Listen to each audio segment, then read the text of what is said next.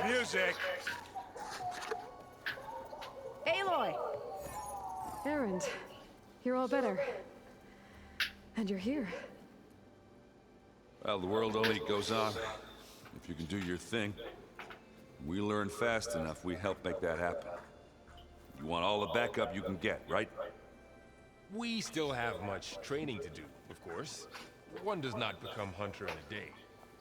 Each seed grows at a pace of its own. Doesn't mean it won't bloom. You should know your Tenakth friend arrived. Kotallo. I heard the warriors drink people's blood. I want to sleep with one eye open. I think he's seen enough blood for a lifetime. I showed him to one of the rooms.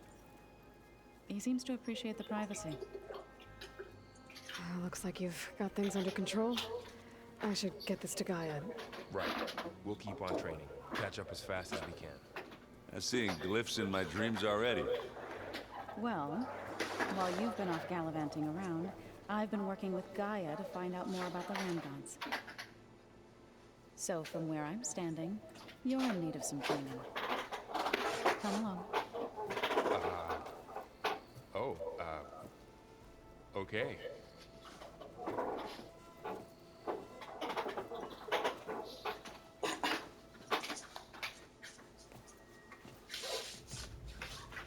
Oh, and I delivered your message to Talana. She headed for that Oseram camp you two were looking for, to the southwest. Are you sure that's what the data says? I'm telling you.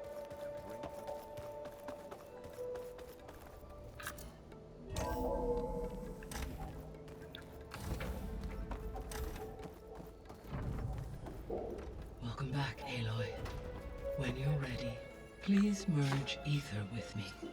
Afterwards, I must discuss an important matter with you.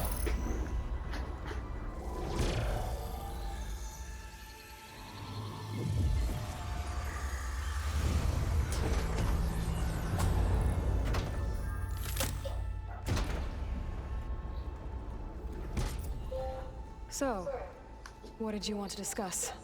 While you were away, I received an unusual transmission on my dedicated Aletheia frequency. Aletheia. That's one of the sub-functions you couldn't detect before. Yes.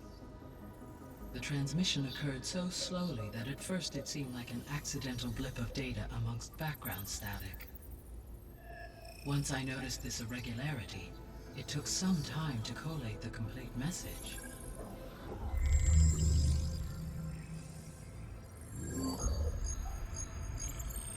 Coordinates. Where does it lead? To a mountain to the northwest of this facility. A word of caution, Aloy. It is possible this transmission is genuine. It is also possible it is being broadcast by someone or something else. You don't think it's actually Aletheia? I am uncertain. What's SOS? It is an old world code. A distress signal. A desperate plea for help.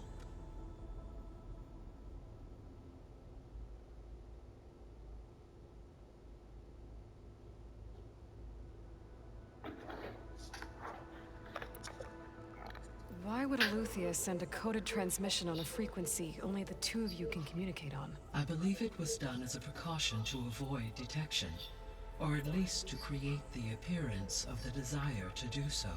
I am also uncertain why Aletheia would expect that I would be able to detect and respond to its distress signal at all.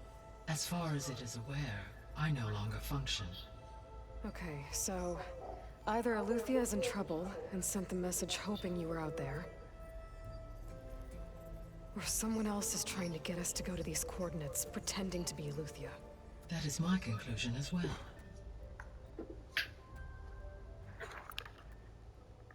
Could the Zeniths be sending the transmission? According to the data I reviewed on your focus, the Zeniths recovered the other Gaia root kernel in the Hades Proving Lab. It is feasible they used it to gain access to my internal frequencies. So, maybe they sent it thinking you'd respond and reveal your location. Possibly. However, the transmission is highly irregular. If they intended to provoke me into revealing myself, I would expect the communication to be more routine. Right. So maybe it's not them then.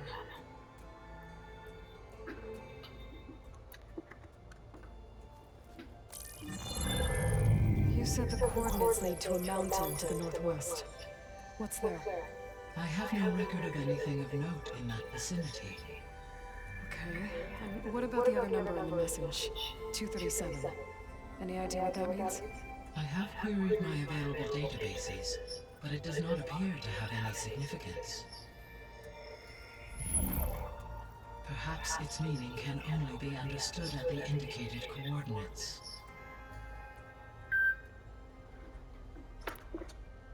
All right. I'll go to the coordinates and check out the source of the transmission. All by yourself? Ha! No way.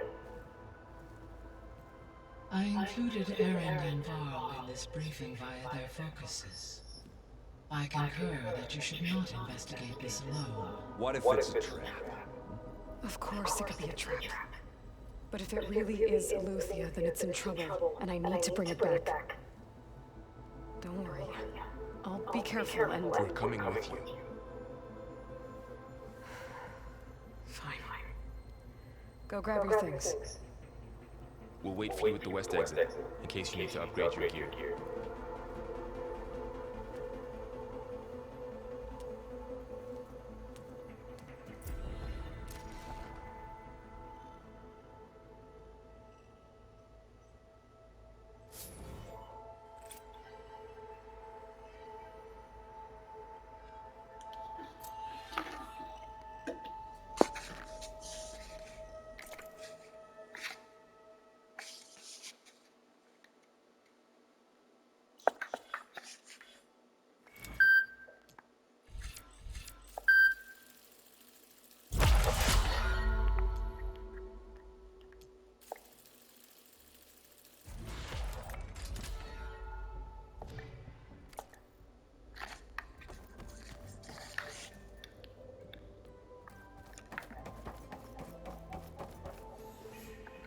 Gaia? What is this? It is a control console for a drone-based imaging system connected to this dome. I will transmit the relevant data to your focus. So this... Cyclops is a network of drones to monitor the deteriorating biosphere conditions. I guess it was meant to display on the dome, but... the drones aren't connected anymore. If I find the drones out in the wilds, I could get the data from them, use it to reconnect them and restore the display.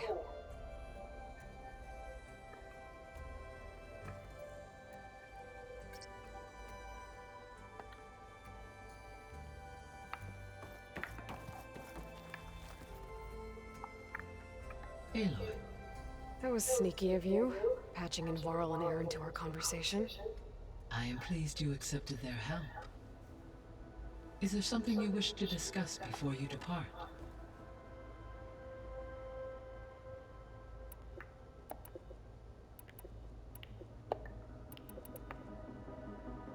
What can you tell me about Demeter? Demeter sows, fertilizes, and tends to plant life. So once I bring it back, all the blight out there will start to get better.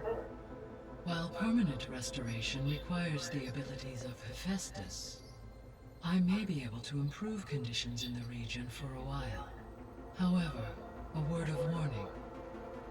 Like Aether and Poseidon, Demeter's response to my query was highly irregular. Alone and frightened, it may have taken measures to assure its security.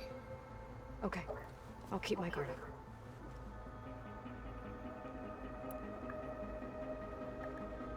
The missing subordinate functions. What can you tell me about them? Artemis rewilded the Earth with a variety of animal species. Eleuthia was responsible for gestating, nurturing, and acculturating a new generation of human beings. Apollo was tasked with preserving, organizing, and disseminating vast archives of human knowledge and cultural achievements. Unfortunately, all archived Apollo data was purged on the 2nd of February, 2066. by order of Ted Faro. Pharaoh, huh? I really hate that guy. Understandable. He appears to have been pathologically narcissistic, impulsive, and unstable. All three of the missing functions have already served their purpose, or were prevented from doing so. Do you still need them? If attainable, yes. Restoring their remaining elements would increase my heuristic processing density. Perhaps you will be able to procure Eleuthia at the SOS coordinates. Artemis and Apollo, however, remain unaccounted for.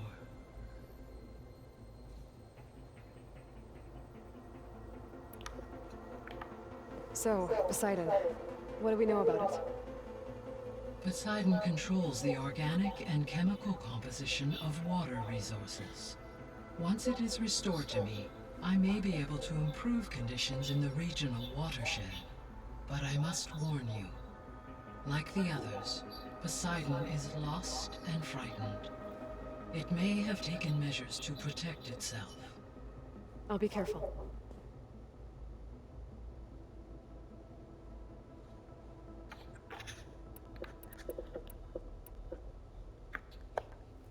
You mentioned that the superstorms have subsided. Is that Ether at work?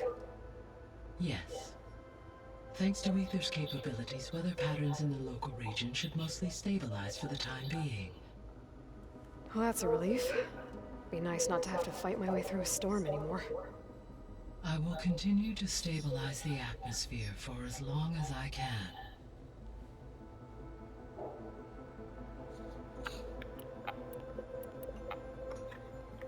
Why did Ether take up residence in an ancient war museum? As with the other subordinate functions, Ether needed to install itself on a processor with adequate storage and power. The one in the museum appears to have been sufficient, given that the holographic displays were still active. So Ether was assured it could stay for as long as it needed to. Correct. Though it is curious that it chose a place surrounded with the ancient ruins of aircraft. Maybe it also felt at home there.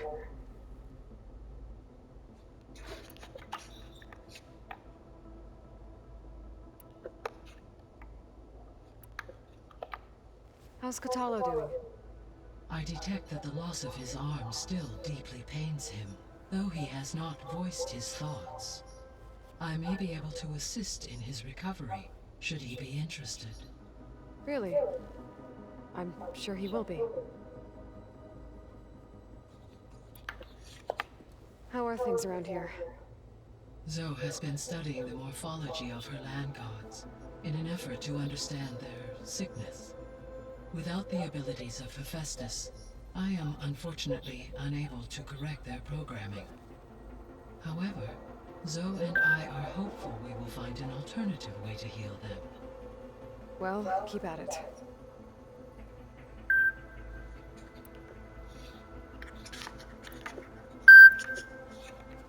Varl and Zoe seem to like spending time together.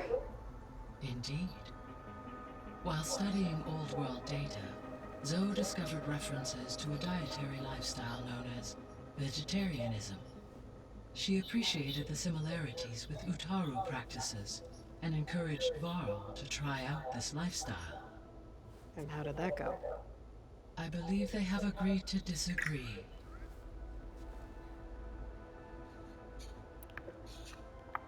How's Erend handling things? He is becoming increasingly accustomed to use of the focus. After an initial incident, What did he do? he unfortunately crushed his first focus as he attempted to affix it to his temple. Amongst a number of Oseram curses, I believe he also blamed the focus for being dainty. He has given repeated assurances that it will not happen again. Well, good thing we have a lot of extras, I guess.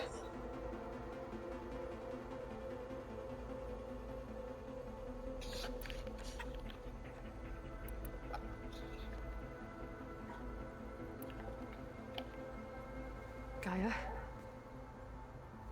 What was Elizabeth like? Her presence is interwoven with my memories. The moment I came online, She was there. We exchanged greetings, names, then set to our task. It was the first of many conversations. I enjoyed being in her company, listening to her stories. She was my creator, my guide. Your friend. Yes. When I reviewed the data on your focus, I was saddened to learn of her fate, though I am glad she made it home. I deeply wish she did not have to be alone. She was okay with that. She gave all of herself. The only one who could. Thanks, Gaia.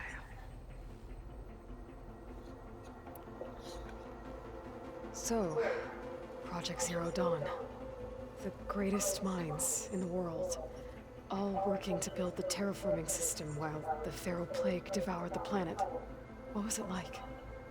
Personnel worked in rotations, at all hours of the day. Resources and technology were secured from across the world. Within a month of the project's conception, I was launched and began my education. Elizabeth encouraged me to spend time with the rest of the Zero Dawn staff. She said it was important to experience many personalities and perspectives to aid in my emotional development. What were they like? Scared, hopeful, determined. They were hurtling toward technological achievements on a scale never before attempted. I owe everything to their dedication.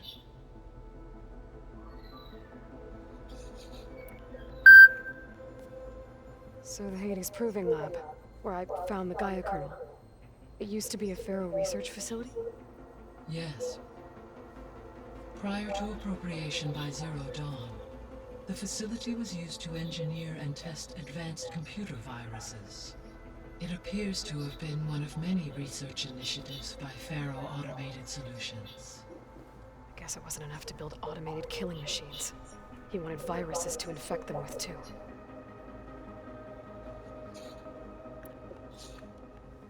So, a while back, before the battle at Meridian, I went into Banuk territory. I discovered another AI there, one not related to Zero Dawn. Cyan. It was created to oversee operations for a volcanic stabilization project, and it spent the last 1,000 years in isolation. I'm guessing you didn't know about it? No.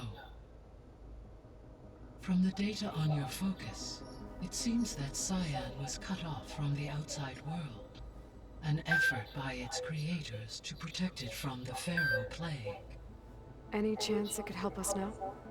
I have already attempted contact, with no success.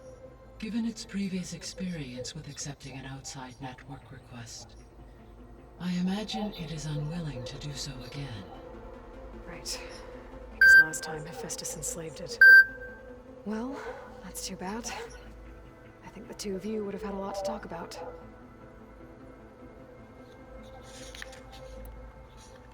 The processor Ether was installed on was part of an ancient war museum. A memorial to something called the Hot Zone Crisis. Do you know anything about it? My knowledge of historical events was unfortunately lost with the Apollo database. However, climate data indicates a peak in regional temperatures in the 2030s. Such conditions would see extreme, prolonged droughts, an increase in dust storms, and a loss of habitable landmass. But they wouldn't have built a museum in the middle of a wasteland. So I guess things got better eventually. Yes. Data suggests that temperatures returned to average levels in the clawback era of the 2040s. There was an ancient tank embedded in the bulwark, buried under a bunch of boulders. Any idea how it got there? During the Pharaoh Plague, the US military resumed the use of human combatants, as automated machinery was unreliable. It is possible the vehicle was part of a pre-automated war fleet. So they fought against the Pharaoh machines in the valley, until the mountain was blasted apart and buried them.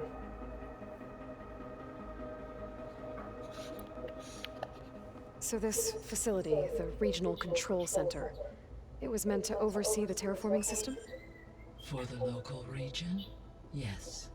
Had humans received their education from the Apollo database, they would have then been guided here to assume operation. As that never happened, this place remained vacant. Until Minerva decided to settle here.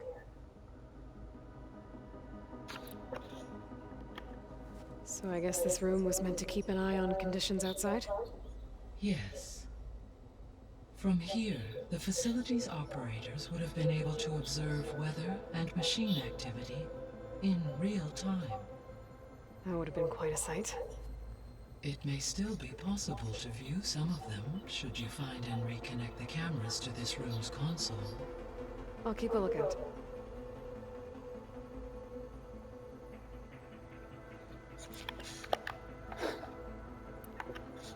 I should be going. Goodbye, Aloy.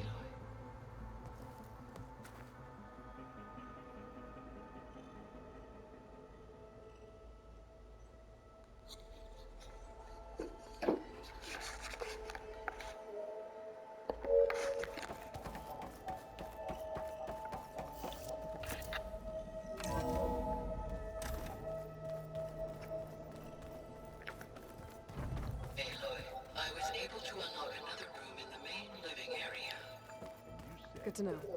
I'll check it out when I can.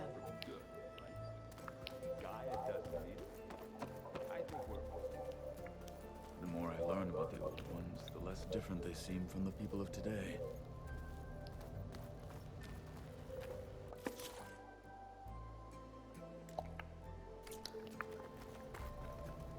Aloy.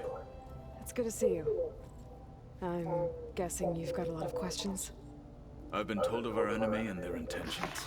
Your friends showed me to the vision you keep in this place, Gaia, and gave me this focus.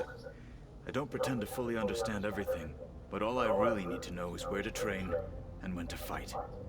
Welcome to the team, then.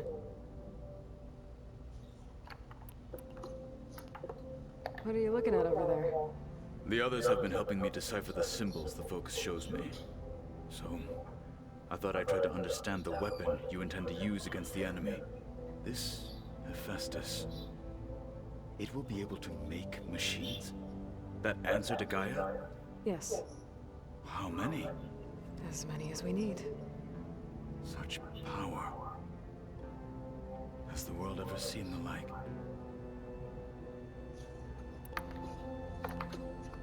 Now that you know who the enemy is, do you have any questions? I'll admit, I find them hard to grasp. From the heavens. And invulnerable. For now. I will leave the strategy to you. I trust you will point my blade where it will cut the deepest. What do you think of our squad? They seem eager to fight.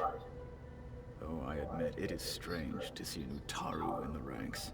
Farmers don't make for effective soldiers. She seemed pretty effective when she took out the machines that were guarding this base. Interesting. Perhaps I am mistaken.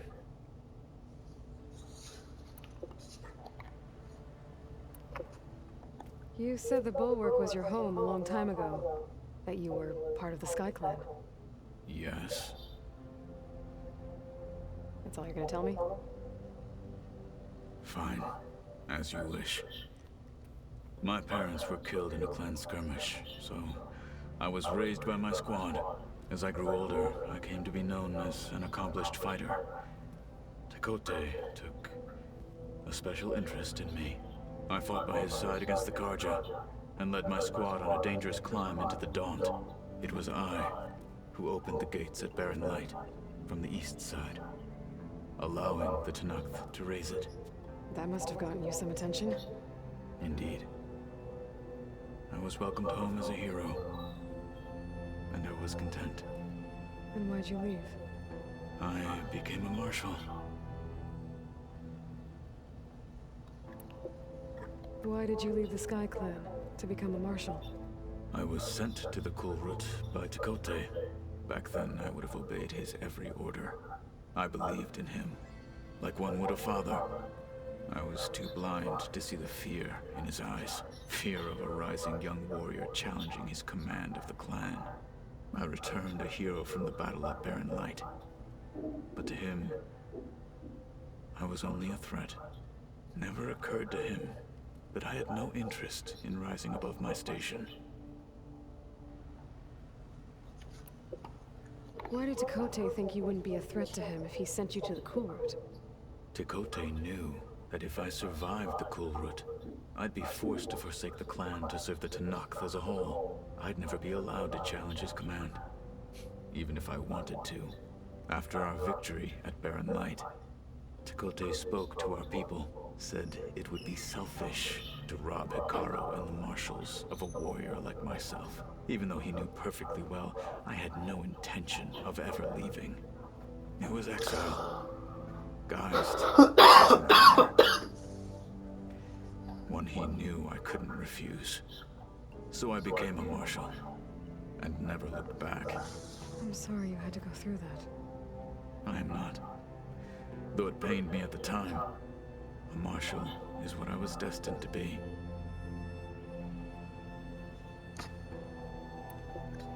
When we were at the Bulwark, the guard said something about the Wings of the Ten. Hekarro also mentioned it at the Kulrut. Dekka, too. What does it mean? The visions tell us that the Ten flew on great metal machines with wings, and leapt into battle from the sky. For us, to imitate this feat is the ultimate expression of martial prowess, and it is why the challengers leap into the arena during the Kulrut. Many times I imagined it as a child. The feeling of freedom, and the awe it must have inspired. What did Chief Hekarro say when you told him he'd be joining me here?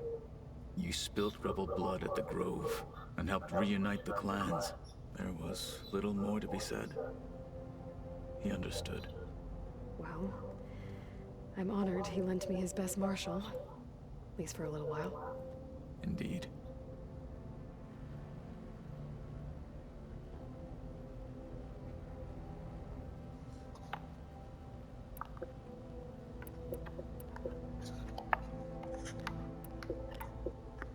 I should go.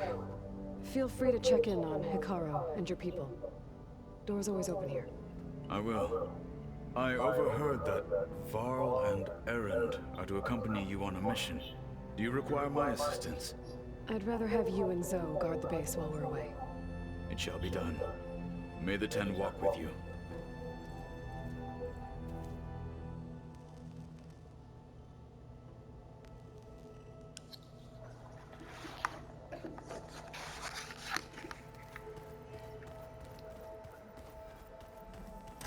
Aloy, we've gathered some supplies in that chest.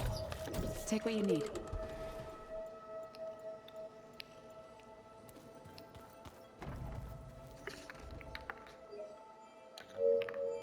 Where have I seen this before? Varl looks happy about his training partner. Learning is best done together. Have you gone back to Plainsong at all? I thought about it, but I wouldn't know what to tell them. The chorus already thinks me a thorn in the thicket. If they knew what we did to Fa, even if they understood, there'd be little they could grasp about all this. No. For now, I must leave the tribe behind.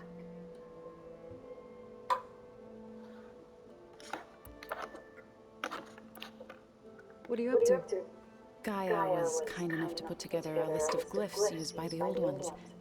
She helped me decipher some of the data you've collected, and showed me how to use the focus to help the process. It's not easy, but it's been working so far. That's good to hear.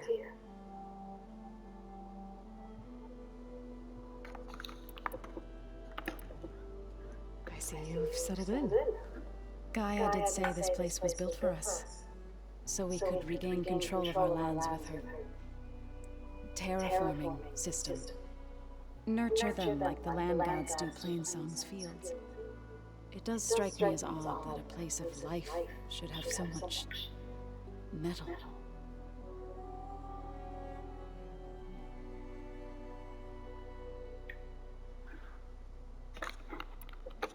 Did Gaia tell you anything about the Zeniths?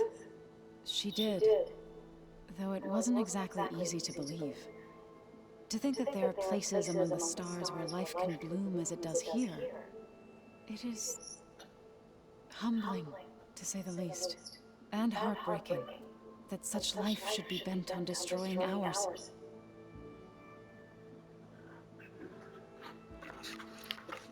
Sounds like you met my friend Talana. Yes, the Karja Huntress. I haven't seen armor like hers since the Red Raids, but Varl tells me that she too suffered at the hands of the Mad Sun King. Yeah. She's one of the good ones. Trust me.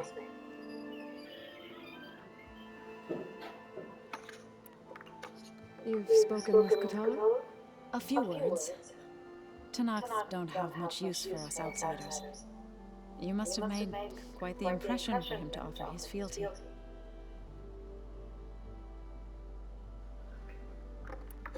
So you've been talking to Gaia? Yes. She was kind enough to take me through some of the history of the Old Ones, including their demise and the heroic actions of her creator, Elizabeth Sobek.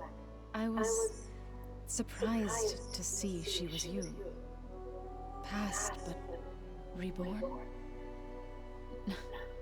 Not that I claim to understand how. You've been getting to know Erend, I assume? Of course. Any friend of Varl's is a friend of mine. In this case, a very loud friend.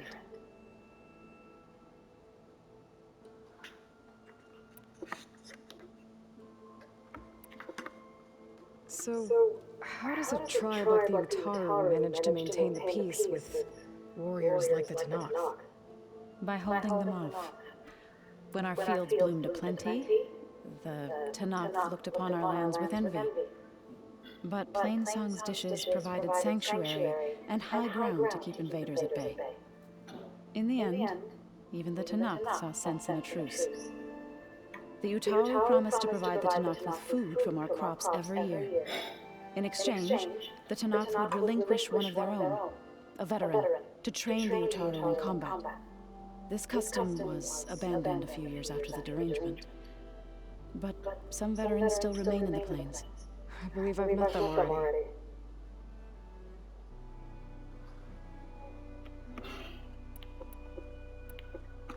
I've been meaning to ask, what's the deal with you and the chorus?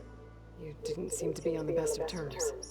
That's what happens when you're the one Utaru who insists on publicly defying them. Twice. When the Karja invaded the Utaru plains, they did more than just attack our villages. They burned our fields, took our people as slaves, and murdered those who were too weak to make the trip back to Meridian. To be sacrificed in the Sun Ring. I was helping the healers back then, as waves of refugees swarmed into Plainsong. The chorus was divided in how to face the invaders. Some saw sense in raising arms. Others believed the dishes would keep us safe, as they had many times before. And while they bickered, I buried the seeds of the fallen.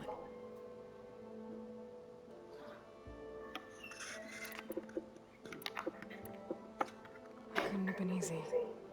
Seeing your people suffer while the Karja invaded your lands. I come from a small village near Plainsong. My grandmother used to say there was no seed that wouldn't grow there. I moved to the dishes when I decided to apprentice as a healer. When the Red Raids began, I thought about going back. But the injured kept pouring into Plainsong, day after day. So I kept putting it off. One day, I woke up to hear a Karja raiding party had ransacked my village during the night. I rushed there with the healers to help the survivors, but there weren't any left. The smell of burning flesh haunts me to this day. I'm sorry, Zoe. I made it a point to appear before the chorus as soon as we returned. to demand that we take a stand against the invaders. I was denied. So I left to fight on my own.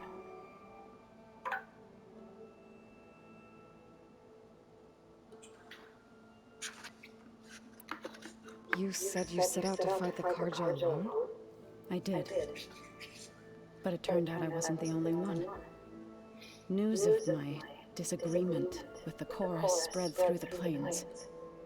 Before I knew it, I had more than a dozen Utaru warriors ready to follow me into battle.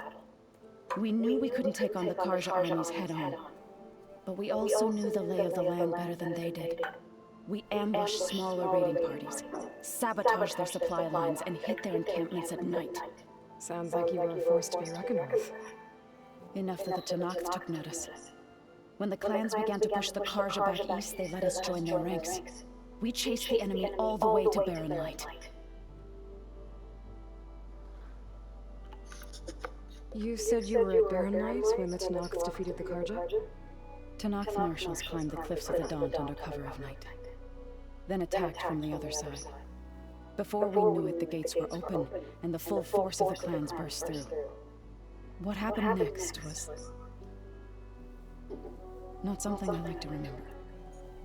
When all the dust and blood settled, I smelled it again. The stench of burnt flesh. Our enemies defeated. What was left of my squad returned to the Utaru Plains. I went back to Plainsong. But even as the harvest passed, it didn't feel like I'd truly returned at all. Is that when you became a grave singer? I thought soothing the suffering of others would somehow appease my own. Then you came along and gave me a choice. I could either sing at people's graves or fight for a chance to keep them alive. I'm glad you chose the latter.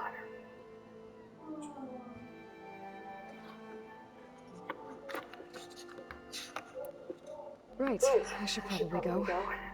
Is it true you're investigating a signal coming from one of Gaia's seedlings? Maybe. We'll know for sure when we check it out. Be careful. We will.